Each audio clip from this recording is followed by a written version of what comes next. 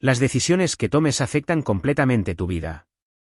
Hola, vengo a contar mi historia porque vi varias publicaciones similares sobre superación, o sobre caídas causadas por las decisiones que tomamos. Tengo 27 años. Cuando tenía unos 5 años de edad, mis padres biológicos me dejaron con una amiga de ellos. No entendía la razón en ese momento, pero nunca regresaron. Apenas tenía comprensión básica de las cosas, así que no me di cuenta de que no volvería a verlos. Después de algunos días desde que mis padres me dejaron, tuve un accidente con los patos que tenía la amiga de mis padres, y accidentalmente maté a uno de sus patos al caer sobre él. La amiga, a quien llamaré Juana, se enojó y me regañó por eso, pero no pasó de eso. A los minutos del incidente llegó de trabajar su esposo, a quien llamaré Max. Max, al ver lo sucedido, se enojó demasiado, agarró una escoba y con él me golpeó en la cabeza, dejándome una grieta. Su esposa Juana, desesperada y gritándole por hacer eso, intentó curarme para detener el fluido, pero era demasiado, así que llamó a una ambulancia. Al llegar, Juana explicó la situación, y la policía se llevó a Max preso mientras me llevaban al hospital. Nunca más volví a verlos. Cuando desperté estaba en un orfanato. Fueron 3 largos años ahí, en los que extrañaba a mis padres. Pero a pesar de preguntar sobre ellos, diciéndoles que si les avisan vendrían por mí, nunca me daban respuestas. Ahí sufrí mucho, me molestaban, incluso fui víctima de abuso por parte de una señora que trabajaba en el lugar. Era abusiva, incluso una vez me negué a ir con ella, tal vez quería llevarme a algún lugar para tocarme de nuevo. Después me amenazó con seccionar mis dedos, incluso lo intentó, pero salí corriendo y grité. Justamente en ese día habían venido padres al orfanato en busca de adoptar. Y al verme correr llorando me preguntaron qué pasaba y les grité, ¿me quieres seccionar los dedos y tocarme? Los padres que fueron discutieron con la asistenta social. Y uno de los doctores revisó mi brazo y vio que alguien lo había apretado. Para evitar tanto problema me pidieron que dijera quién lo hacía, y al señalar a la señora ella se excusó. Pero por temor a los padres la despidieron y denunciaron. Al cabo de unos días, unos niños se enojaron conmigo, porque perdieron su oportunidad para adoptarlos por el escándalo que hice, así que me forzaron a meter los dedos en un tomacorriente, lo cual al tocarlo me mandó a volar, provocándome otra herida en la cabeza. Sinceramente no entiendo cómo después de todo eso no me haya afectado mentalmente. En respuesta me curaron, y el personal intentó protegerme aislándome de ellos. Tenía 8 años y medio cuando la asistente social me dijo que una familia quería adoptarme. Me explicó que eran religiosos, pero que si me negaba a ir a la iglesia, podrían devolverme. Obviamente yo acepté, no quería quedarme en ese lugar para siempre, sobre todo porque no disfrutaba estar ahí, donde nadie quería jugar conmigo. Mis padres actuales me adoptaron. Al principio, todo fue amor y más amor, pero con los años la situación cambió. Mi padre adoptivo era un obispo, presidente de estaca, consejero, y demás llamamientos. Eso al principio era bueno, pero después empezó a tener consecuencias negativas en mi vida. Ya que absolutamente todo lo que hacía era supervisado por mis padres, y vigilado por los demás miembros de esa iglesia. En cada lugar que iba, había un miembro viendo qué hacía, qué decía y con quién lo hacía. Yo para ese entonces ya tenía 12, y ya me estaba hostigando con la idea de que tengo que ser perfecto, porque los demás miembros me tomaban como ejemplo. Al ser mi padre un líder yo tenía que actuar con valores de bondad, ser respetuoso, tranquilo, tener iniciativa al ayudar a los demás, etc. Respecto a los miembros que me vigilaban, no era que me vigilaban en sí, sino que si me veían hablar con una chica o estando donde sea, llamaban a mi padre para decirle lo que hacía y que me vieron con una chica, etc. No podía hacer nada prácticamente sin que todo el mundo se entere de lo que estaba haciendo, y lo hacían por orden de mi padre, ya que él era su líder. Fue una época difícil para mí, porque a los 9 años que mis padres me adoptaron definitivamente, me enteré por medio de un policía lo que les ocurrió a mis padres biológicos. Ellos eran parte del narcotráfico, intentaron salirse y huir, pero justo cuando iban a dejar la casa e ir por mí, entraron los narcos a la casa y fueron asesinados junto a mis hermanos en un ataque brutal. Esa revelación fue un golpe difícil, y me mostró las imágenes de lo sucedido que me traumaron profundamente. A los 12 años, esos traumas empezaron a afectar mi conducta, volviéndome un poco violento con otros niños, insultándoles o pegándoles solo por decir hola. Reconozco que no supe controlar mis emociones en ese momento. A los 14 años tuve una pelea que cambió todo. Yo jugaba mucho videojuegos después del cole, a escondidas de mis padres, ya que ellos siempre me decían: ¿acaso has visto a algún profeta o apóstol jugar videojuegos, o ser un profesional en eso? Argumentos tontos pero eficaces para ellos, ya que si decía que no me importa eso, se enojaban y me castigaban. O me decían cosas como: seguro el diablo te está tentando. Eso pasa por seguir el ejemplo de tus amigos vándalos. En cierto punto dejó de importarme sus afirmaciones, pero a los 14, tuve una pelea en la escuela con otro alumno, que me quería golpear para marcar su territorio. Porque yo era nuevo, no me dejé y le rompí la nariz, claro. Él empezó, pero por yo romperle la nariz me castigaron a mí, y mis padres no sabían qué hacer.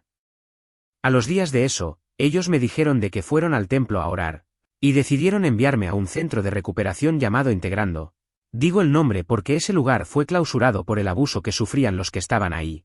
Me dejaron en ese lugar, pero era un centro de recuperación para personas con pasados oscuros como adictos, personas con antecedentes de violencia, alcohólicos, entre otros. Y la mayoría eran adultos entre los 25 y 50 años de edad. Y ahí estaba yo, con solo 14 años. Esa experiencia fue brutal y devastadora. Durante el primer mes, me obligaban a hacer ejercicio hasta el extremo, hasta vomitar, y si no cumplía, me castigaban sin comer. Entré pesando 65 kilos, pero en solo un mes bajé a 40. Sabían que estaba en peligro, pero no les importaba. Lo peor viene cuando pasó el mes, ya que el primer mes, era solo de que me acostumbre al lugar. Pasado el mes empezaron a tratarme como a los demás cuando se enteraron del motivo por el que estaba allí. Me hicieron la iniciación, que prácticamente consistía en humillarte verbalmente, diciéndote que eras una basura y que debías mejorar. Después, venían los castigos físicos, latigazos en las piernas y en la espalda por cada error.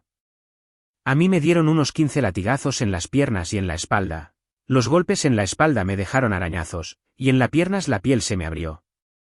Los castigos se intensificaron por algo que mi madre les dijo pero que no era cierto. Les mencionó que, una vez, le quité la correa cuando me quiso disciplinar, y que yo le di correazos a ella. Lo cierto es que, es algo imposible porque yo tenía 10 años. Y solo le agarré la correa para que no me castigara más. Ella salió gritando llamando a la policía. Pero llegó mi padre y les dijo que no pasaba nada y que mi madre exageraba. Al irse los efectivos policiales, mi padre le dio una cachetada muy fuerte a mi madre diciéndole: ¿que se siente que te golpeen? ¿Crees que a tu hijo le gusta? Cuando vas a cambiar, la próxima vez yo te daré con la correa a ti. Desde ese momento no volvió a tocarme, y bueno, por esa falsa acusación, los castigos fueron peores. Después de esa iniciación, no pude caminar por una semana. Ese lugar era una pesadilla. Cualquier cosa podía ser motivo de castigo: hablar, comer, ir al baño o dormir sin permiso. Hasta había días enteros en los que me obligaban a quedarme de pie, mirando a la pared, sin probar ni un bocado ni hablar con nadie. Supuestamente era un centro de recuperación, pero la realidad era otra: entraban prostitutas. Había alcohol y veían contenido inapropiado. Yo lamentablemente me acostumbré a esa vida. Cada semana me forzaban a escribir una carta que ellos mismos dictaban, obligándome a mentir sobre cómo mejoraba y cómo me ayudaban. Si por algún motivo intentaba contar la realidad, la respuesta era la misma: te daban más golpes. Sufrí mucho, y lo más triste es que uno de ellos llevaba 6 meses en el centro, no aguantó más y se escapó, pero lamentablemente lo atraparon junto con la policía. Y como castigo, lo golpearon día tras día, bajo vigilancia estricta. Hasta que, en uno de esos días, cuando lo dejaron de vigilar, aprovechó ese momento a solas, y en el baño, rompió una ventana. Usó el fragmento de vidrio para herirse en el estómago y el cuello. Cuando lo encontraron ya era un poco tarde. Igualmente lo trasladaron al hospital, pero no logró sobrevivir. Fue horrible y desafortunado ver eso. La noticia de su deceso generó rumores y miedo en el centro. Sabían que tarde o temprano alguien se enteraría. Así que nos obligaron a comer para poder recuperar peso, como si pudieran ocultar todo lo que nos habían hecho. Yo pesaba como 45 kilos, cuando mis padres llegaron, me vieron flaco y desnutrido. Parecía un zombi XD. Aunque demandaron al centro, su pretexto para sacarme fue decirme que fueron al templo. Oraron y que Dios les había indicado que debían sacarme de ahí. Gran excusa: primero dicen que Dios les indicó que debía estar allí sufriendo, y luego que les dijo que me sacara. Durante mucho tiempo los odié por eso. Entré con problemas de ira y salí con adicciones a ver contenidos inapropiados, el miedo, la autoestima destrozada, adicción a tocarme, más ira, deseos de venganza, y mucho más. Después supe que un psicólogo de la iglesia les había recomendado ese lugar, porque él ganaba dinero por cada persona que ingresaba por su recomendación, y no fue por una revelación divina. ¡Qué mentirosos! Mi padre trató de recuperar mi confianza después de salir de ahí, pero ya nada era igual. Cada día sentía una necesidad enorme de vengarme por todo lo que sufrí. Pero afortunadamente, logré controlar esos impulsos hasta que finalmente desaparecieron con el tiempo. A los 15 años prácticamente conocí al amor de mi vida en el colegio, Diana, una chica muy alegre y hermosa. Su sonrisa me cambió, gracias a ella dejé atrás las adicciones y empecé a mejorar mi autoestima. Ella me impulsó a ser mejor. Fui campeón con mi clan de un videojuego llamado Point Blank. Gané algo de dinero y obtuve un contrato para jugar profesionalmente. Pero mis padres, con su rígida religión, lo rechazaron. Y perdí la gran oportunidad que pudo haber sido el gran sueño de mi vida, jugar. Otra vez los odié, pero no por mucho tiempo, porque Diana me calmó y me animó a seguir intentando hasta tener 18 años. A los 18 años, fui a la universidad y todo iba bien. Mis padres pagaban la uni, así que no tenía de qué preocuparme. Pero al cumplir 19, mis padres me obligaron a ir a una misión mormona de 2 años a mentir a las personas, a predicar el evangelio. Yo no quería ir, pero mis padres cancelaron mi universidad y me dijeron que, si no iba, no pagarían la uni. Además, me dijeron que tendría que irme de la casa porque no querían a un apóstata bajo su techo ni en su familia. Fui a la misión, y esos 2 años fueron los más infelices de mi vida. Mentía a las personas, aprovechándome de su sufrimiento y pérdida de familiares para persuadirlos de bautizarse. Usaba su dolor para aprovecharme de ellos y hacerles pagar el diezmo. Me arrepiento profundamente de todo eso, pero era esa situación o regresar antes de tiempo y convertirme en el hazmerreír de todos, y perder mi carrera. Aunque en un futuro eso me trajo cosas buenas, me duele haber engañado a esas personas vulnerables. Al regresar, fui a la casa de Diana para pedirle matrimonio, pero al ver a sus padres, me abrazaron y lloraron. Durante esos 2 años, no supe nada de ellos porque no querían hacerme sufrir. Lamentablemente, Diana falleció en un accidente de tránsito. La noticia me destruyó, su tonto hermano de ella, en estado de ebriedad, la llevaba en moto. Ella no se dio cuenta de seguro que él estaba borracho, ya que no llevaba casco. Perdieron el control y chocaron contra un autobús. Ella murió al instante, pero el tonto de su hermano sobrevivió, estuvo en el hospital hasta que se recuperó, y fue arrestado por homicidio en estado de ebriedad. Maldije al desgraciado, mi vida, mi luz, mi ángel se había ido. Lloré como nunca, y mi corazón quedó destrozado. Hasta hace 1 año, no pude seguir adelante con ninguna otra mujer, porque todo me recordaba a ella.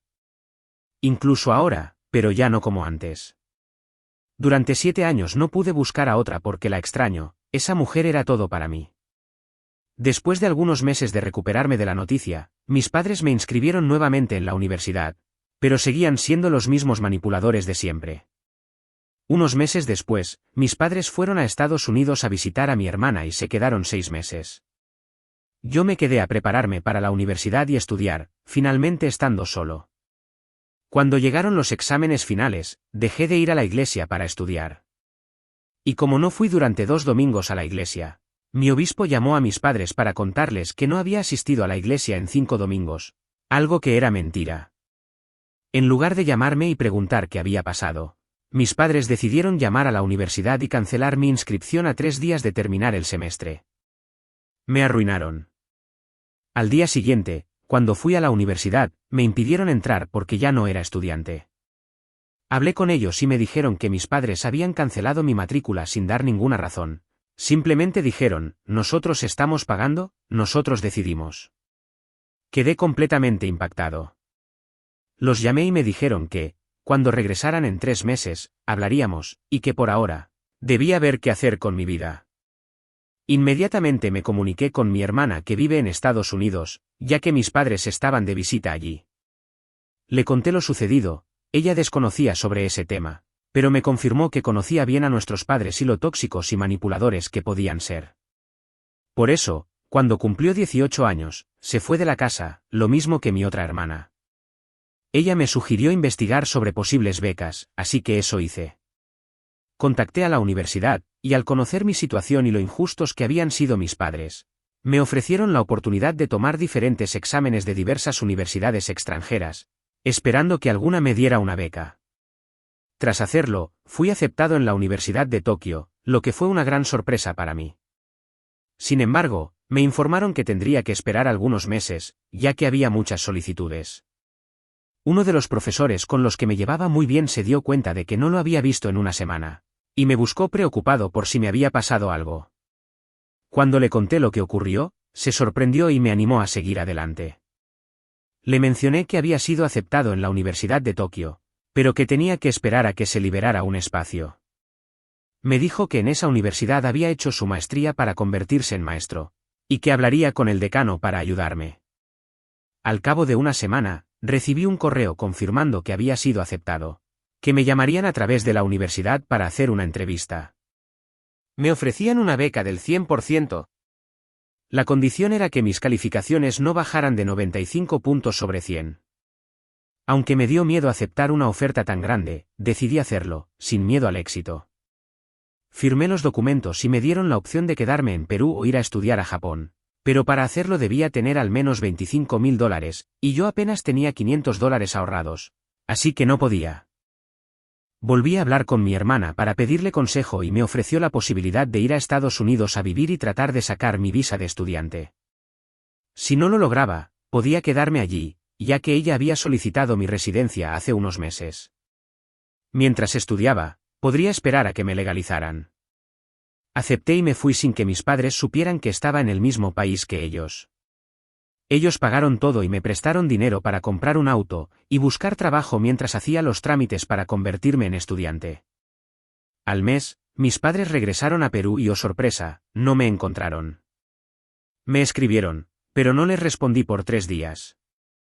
Incluso llamaron a la policía para buscarme, pero yo no estaba en Perú. Finalmente, les hice una videollamada, y alrededor había nieve. Enojados me preguntaron dónde estaba y les dije en Utah. Se sorprendieron y me llamaron mentiroso, así que les mostré las montañas y les envié mi ubicación en tiempo real para que comprobaran que, efectivamente, estaba en Utah. Intentaron manipularme para que regresara, y me amenazaron con ir a buscarme para traerme por las orejas, pero les respondí, tengo 21 años. Traigan al FBI si quieren, no podrán hacer nada, porque ya me independicé y no quiero volver a vivir con ustedes. Se sorprendieron por la manera en que les hablaba, ya que nunca antes les había hablado así. De nuevo intentaron manipularme, pero yo ya estaba curado de eso, así que les dije que no iba a regresar y que aceptaran que nunca más tendrían control sobre mi vida. Intentaron disculparse, pero como no les funcionó, me preguntaron cómo llegué hasta allí. Les dije que mi hermana me había ayudado y que gracias a ella estaba fuera de su control. Colgaron y llamaron a mi hermana. A las 2 horas, me llamó mi hermana y me dijo, ellos me llamaron para gritarme por ayudarte. Estuvimos discutiendo por un buen rato, y les dije todo lo malo que hicieron, y que por eso decidí ayudarte. Además, les dejé claro que ahora no tienen más opción que aceptar que ya no soy parte de su familia, refiriéndose a mi independencia, y que todo esto es culpa de ellos mismos. Yo antes de hacer todo esto, le pedí a mi hermana que mantuviera en secreto lo de la beca, por si no lograba pasar los exámenes o no alcanzaba los 95 puntos requeridos, para que no me fastidien diciendo que soy un fracasado. Así que el tema de la universidad quedó olvidado para ellos. Después de eso, ellos me llamaron nuevamente, y fue cuando finalmente me desahogué con ellos, diciéndoles todo lo que tenía guardado. Incluso les confesé que en varias ocasiones quise vengarme, hablé todo sobre la religión y el odio que me hizo tener en contra de esa iglesia. Ellos no estaban nada contentos con todo lo que les dije, intentaron excusarse, pero no los dejé.